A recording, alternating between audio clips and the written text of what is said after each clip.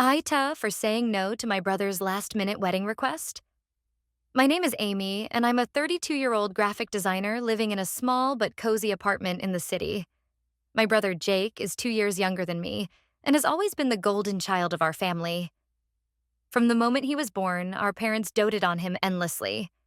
I was the responsible older sister, while Jake was the charming, fun-loving brother who could do no wrong.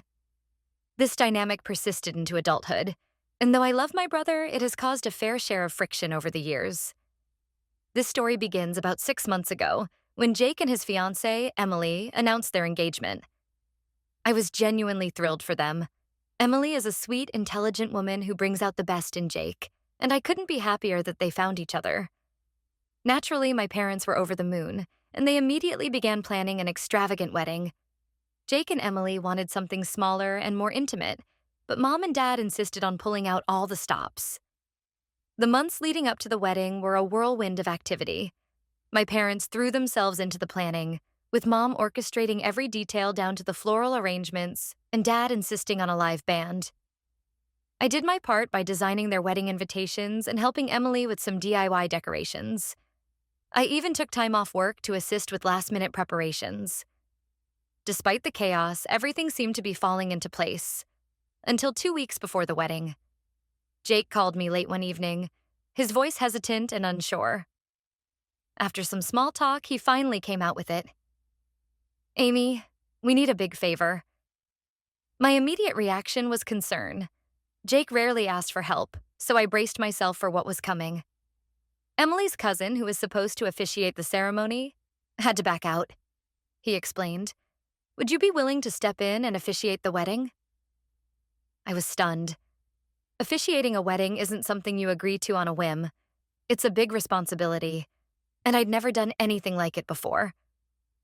"Jake, I'm honored that you'd even think of me," I began, trying to sound diplomatic. "But don't you need to be ordained or something?" "It's really easy," he said quickly. "You can do it online. We'll handle all the paperwork.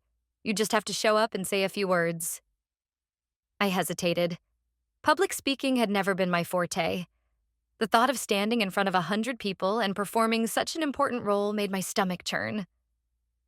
"I'm not sure, Jake," I said. "This is a lot to ask on such short notice." "Please, Amy," he pleaded. "Emily and I don't know who else to ask. It would mean the world to us." Despite my reservations, I agreed to think about it and promised to let him know the next day. That night, I barely slept. I kept imagining myself stumbling over my words or forgetting an important part of the ceremony. By morning, I'd made up my mind.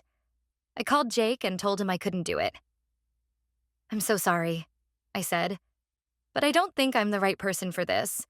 I'm happy to help in any other way, but I can't officiate." Jake didn't take it well. He accused me of being selfish and unsupportive. "You're my sister," he said angrily. "You're supposed to have my back. How hard is it to say a few words?" Our argument escalated and he ended up hanging up on me. Later, I received a call from Mom, who was clearly upset. Jake had told her what happened and she tried to guilt-trip me into changing my mind. "Amy, this is your brother's wedding," she said. "You'll regret not helping him." I stood my ground, but the fallout was intense. Jake barely spoke to me in the days leading up to the wedding, and Mom made it clear she was disappointed in me. The tension was palpable during the ceremony, which went off without a hitch thanks to a family friend who stepped in to officiate. Still, I couldn't shake the feeling that I'd somehow let everyone down. In the weeks since the wedding, Jake and I have barely spoken. Emily reached out to thank me for all the other help I'd given, but she admitted that Jake was still upset.